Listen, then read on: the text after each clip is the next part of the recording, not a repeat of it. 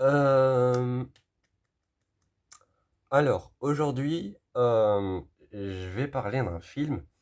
Ce film qui est sorti en 2024, parce que dernièrement, en fait, je m'attaque aux nouveautés, parce qu'en fait, j'avais un peu fait le tour de l'ardoise, en fait. J'avais fait le tour de l'ardoise, donc je m'attaque aux nouveautés. Voilà. Donc, il y a plein d'autres nouveautés qui sont encore en projet sur ma chaîne. Et aujourd'hui, on va s'attaquer à un film que je voulais absolument voir. Le film que je voulais absolument voir est un remake en fait de 2022. C'est un remake de 2022 du même nom. Donc le film dont on va parler porte le même nom que, euh, que le film dont ils ont fait le remake. Il s'agit du film Speak No Evil. Alors moi je sais pas pourquoi, mais j'arrivais pas à dire Speak No Evil. Je disais toujours No Speak No Evil. Je sais pas, je crois que c'est à cause d'une phrase que j'ai entendue. Je crois que c'est à cause d'une phrase que j'ai entendue dans un film ou dans une série, je sais plus où, mais qui disait No Play No Game. Et en fait, voilà, peut-être que j'ai fait le lien. Donc, Speak No Evil, c'est un remake du film. C'est un remake du film du même titre, Speak No Evil, sorti en 2022. Speak No Evil, sorti en 2022, est en fait un thriller psychologique et ils en ont fait un remake, enfin c'est un thriller psychologique horreur.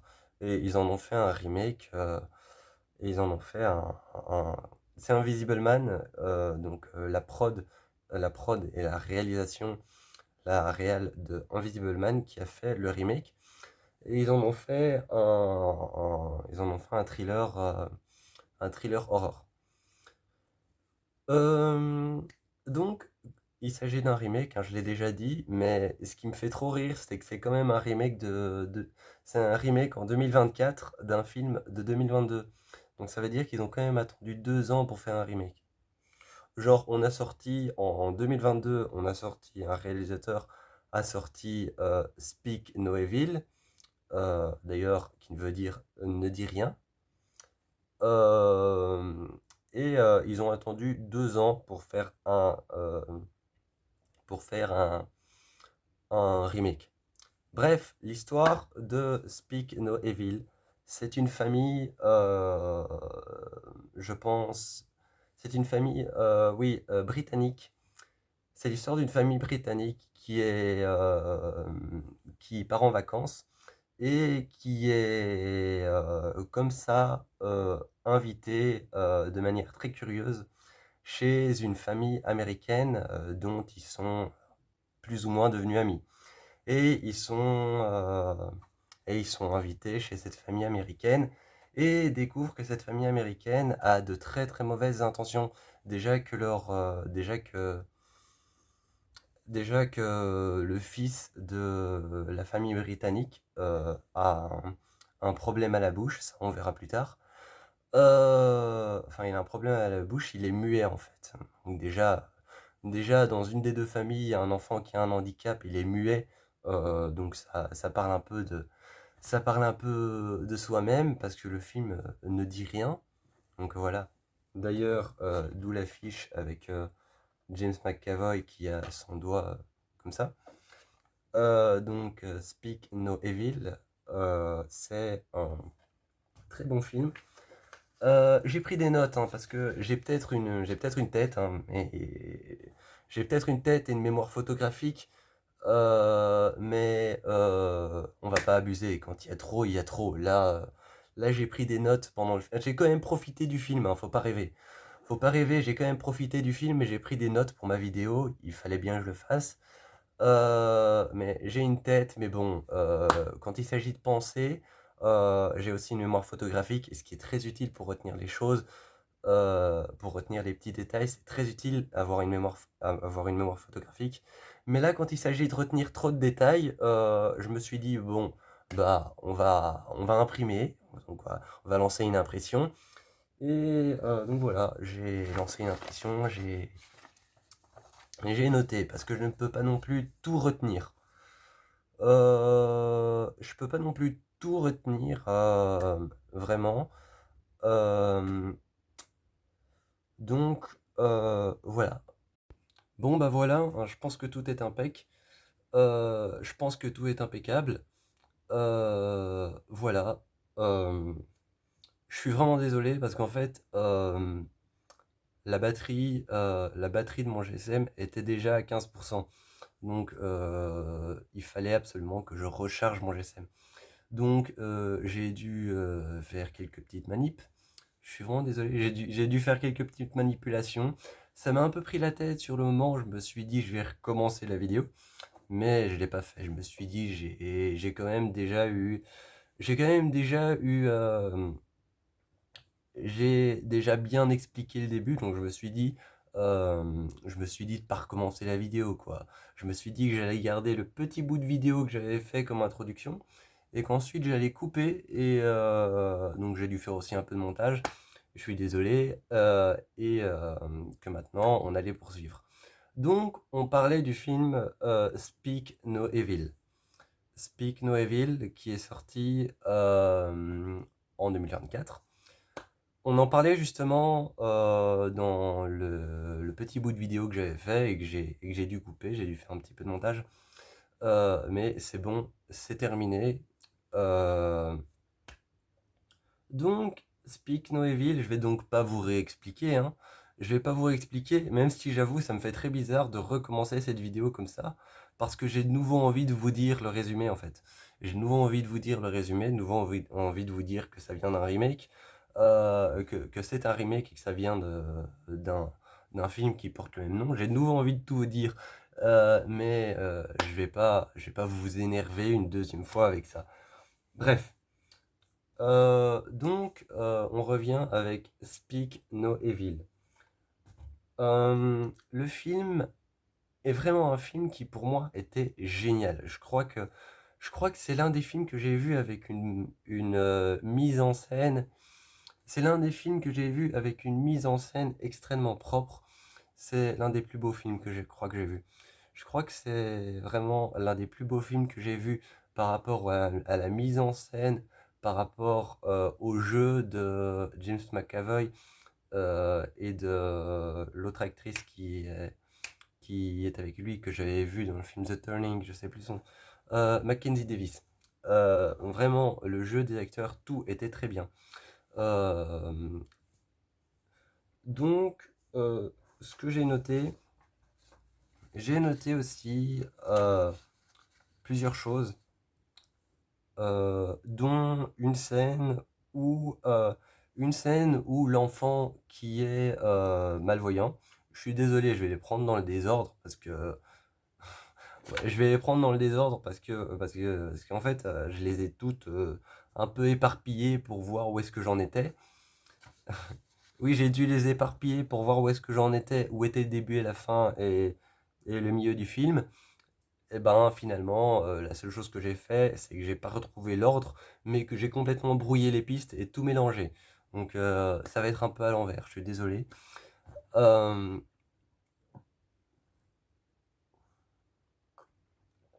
en même temps, j'ai été chercher à boire parce que voilà, j'ai un peu la voix d'un mort, hein. J'ai un peu la voix d'un mort, je crois que vous l'avez entendu dans mes précédentes vidéos. Et c'est pas totalement remis, mais assez pour que je puisse reprendre mes activités, donc mes vidéos. Assez pour que je puisse reprendre mes vidéos, ça me plaît, je suis content de pouvoir reprendre mes vidéos. Et excusez-moi, excusez-moi, je rigole parce qu'en fait, je rigole parce que j'ai une amie qui déteste le mot mug, et moi j'ai pour habitude de dire que c'est mon mug. Donc voilà, désolé, ça me fait rire parce que c'est une amie que j'adore, mais elle est complètement à cheval. Elle est complètement à cheval sur l'orthographe, la ponctuation. Euh, c'est le genre d'amie, si tu oublies une virgule dans un mot, elle te le dit. Euh, elle est complètement à cheval sur l'orthographe et la conjugaison et tout ça, genre, elle est très carrée avec ça. Bref, ça me faisait rire parce que j'ai été chercher mon mug. je me suis rempli. C'est pas du thé qu'il y a dedans, hein, parce que j'ai déjà bu un iced tea. Donc, donc c'est pas du thé qu'il y a dedans, c'est de l'eau. Allez pas vous faire des idées. Et de toute façon, le café, je peux pas, pour des raisons personnelles. Euh, il y a une scène en fait quand il y a une scène quand l'aurore commence un peu à s'installer, où le garçon prend en fait la petite fille, le garçon Ant prend la petite fille avec lui et il lui montre un sous-sol dans une grange avec plein d'albums photos avec des photos de différentes familles de plein de familles différentes qui sont installées et à chaque fois en fait il y a ses parents, à chaque fois il y a ses parents, donc le couple qui est là sur la photo avec toutes ces personnes et il montre du doigt plein d'enfants et il tourne les photos, la jeune fille elle regarde et elle est un peu choquée et elle regarde les enfants et les enfants ont soit la bouche fermée et à un moment il montre une photo avec un enfant qui a la langue, qui tire la langue. Et donc justement il essaye de lui expliquer que les enfants on leur fait quelque chose et là il explique en montrant la fille, il fait ça devant sa bouche en ouvrant la bouche et il lui dit justement que ses parents lui ont coupé la langue. Et en fait, qu'il était pas malade, comme on dit au début, parce que ses parents ont dit il est malade, il est malade, il a de naissance une langue beaucoup trop courte. Donc il sait pas parler et il s'exprime pas facilement. Et donc il explique ça à la jeune fille. Et j'ai trouvé ça par rapport au titre Ne dis rien, j'ai trouvé ça assez sympa. Euh, je suis désolé, hein, je me relis. Euh, il y a un moment, il y a un passage, une scène où les enfants font une sorte de prestation. Ils ont mis au point une sorte de danse qu'ils font ensemble, qu'ils font à deux, Ant et la jeune fille. Et, et la musique, c'est une musique country très connue. Euh, et, euh, et donc la musique commence, les enfants mettent la musique et commencent à danser. T'as la famille américaine qui est comme ça à fond derrière leurs enfants, genre bravo, bravo. Et, euh, et le père à côté, la famille britannique, pardon, la famille britannique, qui est genre à fond derrière les enfants, qui est genre bravo, bravo, c'est bien les enfants, continuez. Et la famille américaine, t'as le père, donc James McAvoy et sa femme, qui sont comme ça, genre en train de les regarder, mais genre c'est pas bien, c'est nul. Et ils les regardent et à un moment, t'as le gars qui frappe du poing sur la table, et donc il frappe du poing sur la table, et il dit non, stop, et il crie non, stop, arrête tout, et il dit Ant, t'es pas du tout dans la, t'es pas, t'es pas du tout dans la tonalité de la musique. À chaque fois, il lui reproche ça, il lui dit non, t'es pas dans la tonalité, et puis il coupe la musique, il dit bon, on va réessayer, cette fois-ci, ce sera peut-être la bonne. Et il remet la musique, et chaque fois, il continue, il retape du poing, il dit non, t'es pas dans la tonalité. Et, et puis voilà, j'ai trouvé que ce truc de mettre de la musique et de couper les enfants en plein milieu de leurs prestations alors que les autres sont là totalement normal, genre ah, c'est bien, c'était assez. Déjà, c'était très malsain, c'était très malsain comme identification du malsain. J'ai trouvé ça vraiment très bien fait, très bien joué. Euh, Il y a aussi cette identification du malsain dans le film qui est le couple américain. Donc le couple américain qui a de mauvaises intentions et qui ont une baraque super belle et idyllique. Eux, ils font tout le temps, dès qu'il y a un moment où on peut plaisanter, ils plaisantent et ils font tout le temps des blagues, mais que sur des trucs sur lesquels on plaisante pas, tu vois. Genre par exemple la drogue ou par exemple la mort. Genre, c'est deux trucs sur lesquels on plaisante pas. C'est deux trucs sur lesquels on plaisante pas, par exemple la drogue et la mort. Et à un moment, t'as la famille britannique qui dit c'est fou, votre maison est tellement grande, comment est-ce que vous faites pour vous payer tout ça? Parce que juste avant, il avait dit je suis médecin, et puis ensuite il a dit non, je suis pas médecin. Et il dit: «Ah oui, j'ai dit ça», et les autres lui disent: «Oui, t'as dit ça, t'as dit ça». Et ils commencent à plaisanter tous les deux. Il fait: «Non, non, en fait, j'ai dû me tromper, on n'est pas médecin, hein. On essaye de s'en sortir, quoi. De temps en temps, on va voir une personne à droite, à gauche, et on leur refile du shit ou alors de la drogue, on leur refile de la cam, on essaye de s'en sortir comme on peut». Et là, genre, t'as la fille qui rigole et qui dit: «Ah, t'aurais dû ouvrir leur tête, t'aurais dû les prendre en photo». Genre, vraiment, quelque chose avec quoi on plaisante pas. Et ça refile une ambiance malsaine de tout le temps plaisanter là-dessus. C'est même pesant, en fait. C'est drôle sur le moment quand tu regardes le film, mais à force de revenir tout le temps sur ces blagues, sur des sujets sur lesquels on ne plaisante pas, ça rend une ambiance très malsaine. Euh, Il y a aussi le fait qu'il y a un couple, le couple britannique, qui est en conflit à cause d'un adultère, et le couple américain, lui, s'en sort très très bien. Enfin, parce qu'ils sont peut-être un peu psychopathes et un peu barges, mais ils s'en sortent très très bien financièrement, et ils ont une belle maison et ils s'en sortent bien financièrement et tout ça. Et de l'autre côté, on a un couple qui est confronté à un adultère et qui vont bientôt peut-être divorcer, et l'un des deux va peut-être reprendre la maison, ça c'est pas expliqué dans le film, mais qui vont divorcer, oui. Euh, il y a aussi une très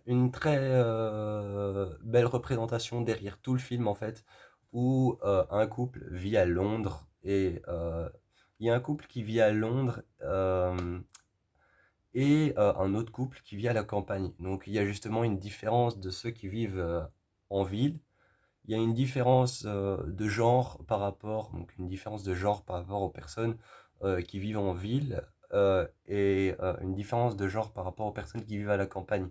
Donc une différence de manière de vivre en fait qui s'installe aussi. Donc évidemment, il y a une sorte de conflit entre les deux familles parce que leurs manières de vivre ne sont pas pareilles, ne sont pas idem.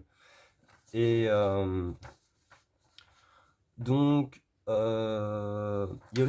y a aussi une scène où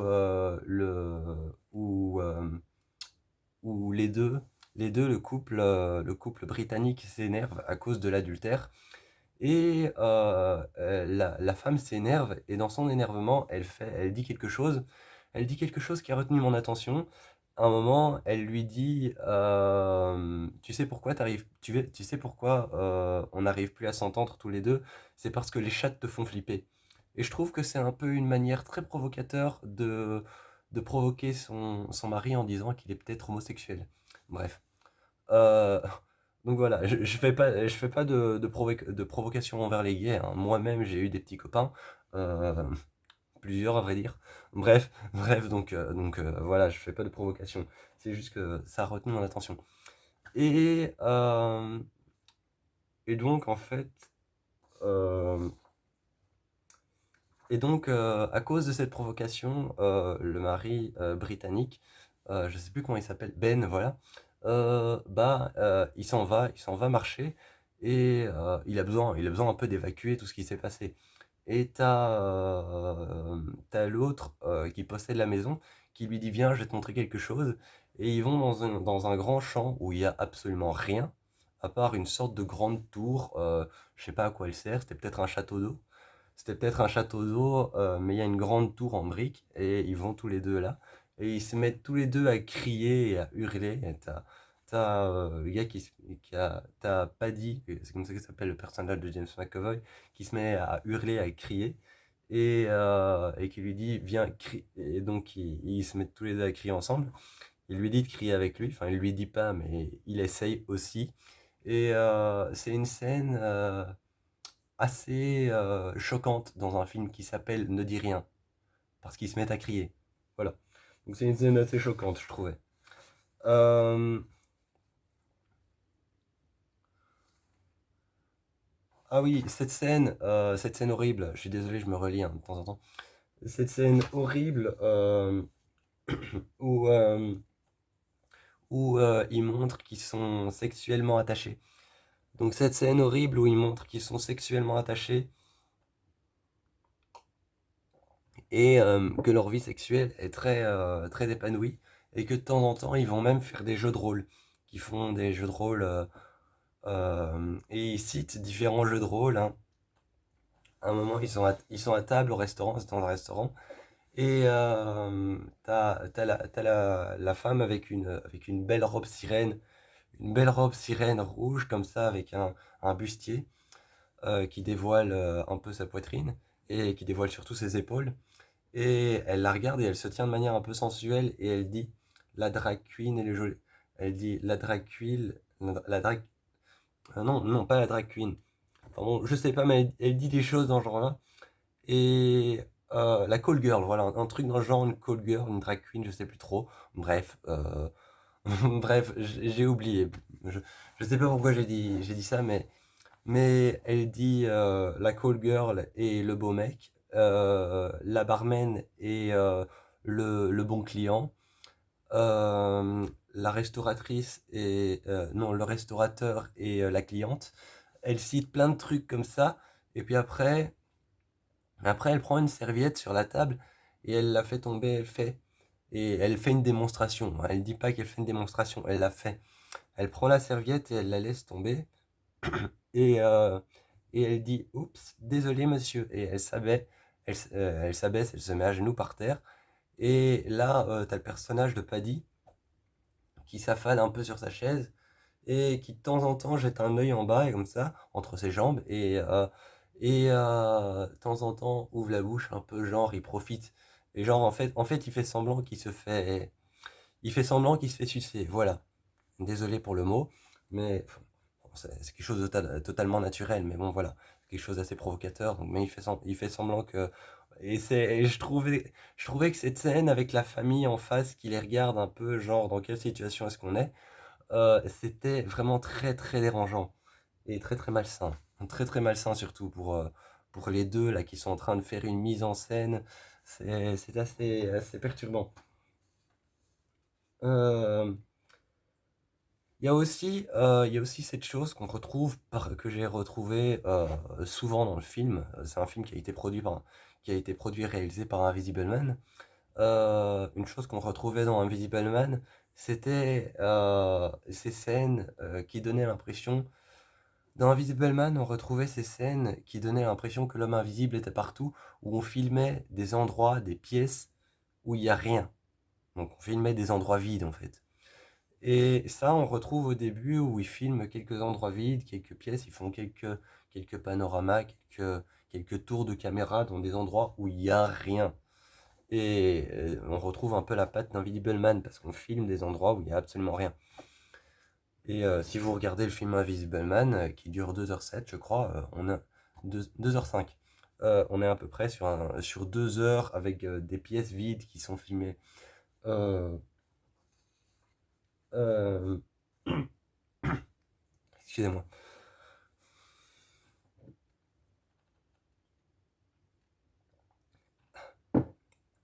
Euh, Excusez-moi, j'avais le travers. Bref. Euh, Il y a aussi ce moment au départ où il les aide à réparer leur Tesla. J'ai jamais eu confiance. J'adore parce que moi, quand j'ai vu le film et que j'ai vu qu'ils avaient une Tesla, je sais pas, je m'attendais à une BM, à une Volkswagen, ou alors à une Audi, mais en tout cas un truc, ou alors à une Mercedes, mais genre à des gros bazars allemands. Je m'attendais pas à une Tesla. Je m'attendais pas à une Tesla, mais j'ai jamais eu confiance au Tesla. J'ai jamais eu confiance au Tesla, vraiment. J'ai jamais eu confiance en ces voitures. Et pendant le film, j'ai envoyé un message à ma copine, enfin à mon ami. J'ai envoyé un message à mon ami. J'ai dit: il y a une Tesla dans Speak Noéville. Je lui ai dit: s'il lui arrive quoi que ce soit, ou si cette Tesla explose, je rigole, j'explose de rire. Bref. Euh, Tout ça pour dire qu'à un moment, ils sont sur le point de partir, et il y a une scène qui était, mais vraiment, vraiment très, très oppressante. Il y a une scène vraiment très, très oppressante, et elle est très bien faite, cette scène. C'est parce que c'est sur le moment de partir, parce que dans la plupart des films d'horreur, les personnes prennent la voiture ils prennent leurs affaires, le strict minimum, comme ça, ils prennent tout dans la foulée et ils se barrent en bagnole ou alors ils se cassent dans les bois. La plupart des films d'horreur sont faits comme ça, les happy end. Là, ils sont sur le point de partir, ils ont pris leurs affaires, ils partent, ils partent et t'as encore cette famille qui les retient en disant, en prétextant plein de trucs. Donc, et en plus, juste avant ça, en fait, ils avaient réparé leur voiture. Et donc ensuite, ils les retiennent. Donc ils réparent leur Tesla qui avait un clou dans la roue et ils la réparent. Et juste après, ils les retiennent en prétextant plein de trucs, en les retenant. Et ce que j'ai bien aimé dans cette scène, c'est... J'ai bien aimé dans cette scène qu'il y avait deux plans fixes sur le couple. Il y avait deux plans fixes sur le couple, un peu comme un passage très court dans Get Out, où quand il rentre dans la maison, il y a le couple qui vit dans la maison dans Get Out, avec la femme qui est comme ça contre son mari, et deux blacks, des, euh, des esclaves, qui, parce que c'est de ça que parle Get Out, qui sont sur le coin de la porte. Et ça m'a un peu fait penser à ça. Ça m'a un peu fait penser à la même chose. D'ailleurs, ça serait pas étonnant parce que je pense qu'Invisible Man et Get Out ont déjà fait des films d'horreur ensemble. Euh, donc, il y a aussi la musique. Je m'attendais pas du tout à ça. La musique du film, euh, la musique du film, elle est très oppressante et d'ailleurs, elle ressemble très fort à une musique que j'ai déjà entendue. Ça m'a, ça m'a choqué dans le sens où la musique était vraiment très très oppressante parce que elle ressemblait à la musique du film Jane Doe Identity. Si vous écoutez la musique du film Jane Doe Identity et que ensuite vous regardez Speak No Evil, euh, le nouveau, hein, pas l'ancien, euh, vous allez voir que vous allez comprendre ce que je veux dire. Les musiques se ressemblent, c'est une sorte de bruissement. C'est une sorte de bruissement comme si on toquait sur une surface plate dans un endroit où il y a de l'écho. Et ça revient comme ça et ça fait toc. Et ça revient et ça fait toc, toc, toc. Et il y a une sorte de bruit d'écho comme ça. C'est hyper oppressant. Et ça ressemble aussi un peu à une musique qui fait référence un peu à l'ambiance de Shining. Euh, euh, le film conduit beaucoup d'ironie, je trouve aussi. Le film conduit littéralement beaucoup d'ironie parce que il y a cette scène justement, un moment où ils crient à deux et le film s'appelle Ne dis rien, donc ne parle pas. Euh, Il y a cette scène où les enfants dansent justement et il y a de la musique. Il y a cette scène où les enfants dansent et où il y a de la musique. Et donc justement, il y a de la musique, il y a du bruit. Et le film s'appelle Ne dis rien. Donc le film conduit une certaine ironie aussi, quelque part, en faisant du bruit alors que le film s'appelle Ne dis rien. À la fin, il y a une scène où il les empêche de partir. En tout cas, il est sur le point il est en train de les traquer. Et il met de la musique super fort avec un baffle. Et il va dehors près de la voiture et il commence à crier les paroles à crier les paroles, à chanter en criant. Donc voilà, le film conduit une certaine ironie. Sur la fin, il y a une scène où il vérifie la salle de bain. Et cette scène, il vérifie la salle de bain, la baignoire, c'est une vieille baignoire, les rideaux de douche, c'est des vieux rideaux de douche un peu opaques, plastifiés comme ça. Et c'est une salle de bain rétro avec des couleurs un peu fades, un vert un peu fade et dégueulasse, un jaune un peu blanc cassé. Et ça m'a beaucoup fait penser à cette scène dans Shining où il regarde la salle de bain, il va voir la salle de bain et il y a cette femme dans la baignoire. Il commence à l'embrasser et en fait c'est un cadavre. Une scène d'ailleurs qu'on retrouve dans, dans Doctor Sleep aussi. Euh, Il y a aussi... deux minutes, hein, excusez-moi, je me relis. Donc, il y a une scène, vraiment, Vraiment, il y a une scène qui m'a fortement étonné. C'est vers la fin du film.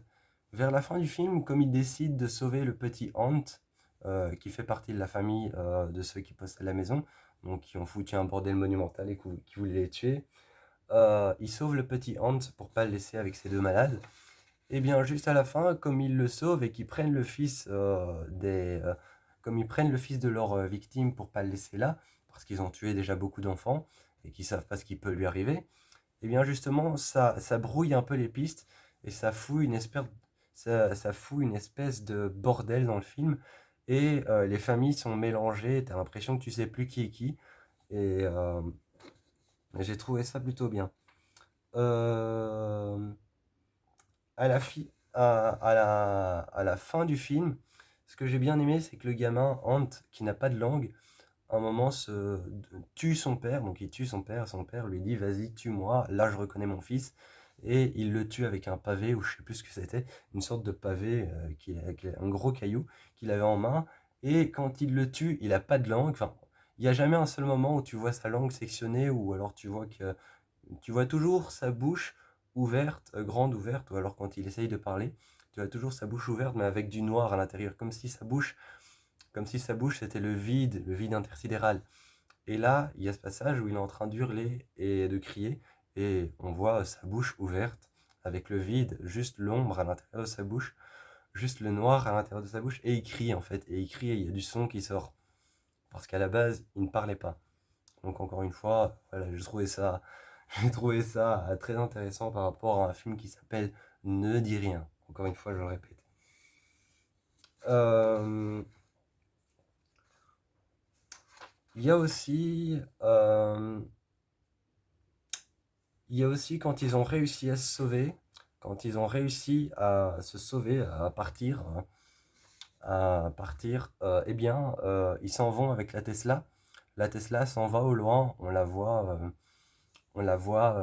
partir. Et là, t'as la bande son qui disparaît, et t'as un bruit très aigu, comme si on était dans l'oreille d'un sourd. Donc un sourd justement qui n'entend rien, faisant référence à ne dis rien, parce que les sourds n'entendent pas. Et ce bruit très aigu, comme quand, en fait, comme quand une grenade a explosé, souvent dans les films d'action, quand une grenade ou une bombe a explosé, les personnes sont à terre et on entend un bruit aigu. Ça, c'est justement à cause de la puissance de l'explosion. Eh bien, bref, enfin, je vais pas vous faire un cours de science, mais c'est à cause de ça. Et il y a le même genre de bruit à la fin, un peu pour nous dire, genre, voilà, le film, c'était ne dis rien, c'était il ne faut rien dire. Euh, la présentation vous verra, vous verra, bien sûr. Vous verrez, la présentation vous mettra sur le cul. La présentation, moi, j'ai trouvé ça horrible. C'est la voiture qui est conduite dans le noir, la caméra qui est à l'arrière sur la banquette et qui cadre uniquement le couple assis à l'avant avec le père qui conduit. Et tu vois sur le cockpit de la voiture les compteurs tu vois les compteurs devant le volant, tu vois les manettes sur le côté du volant, dans l'ombre des phares qui rentrent un peu à l'intérieur de la voiture, et tu vois les silhouettes assises sur les sièges, et juste les noms qui apparaissent un peu partout, les noms des acteurs et des producteurs et des réalisateurs, et la lumière des phares avec cette musique horrible, et juste les noms qui apparaissent sur l'avant de la voiture qui est cadré de l'intérieur à l'arrière. J'ai trouvé ça vraiment horrible. Moi, je vous fais plein de bisous. Le film était réussi et je vous encourage à aller le voir à 100%. Et ce film, vraiment, si je devais lui mettre une note, ce serait un gros 10 sur 10, un gros 100 sur 100. Allez le voir. Allez voir Speak No Evil. Je vous encourage à le faire. Testez l'expérience vraiment.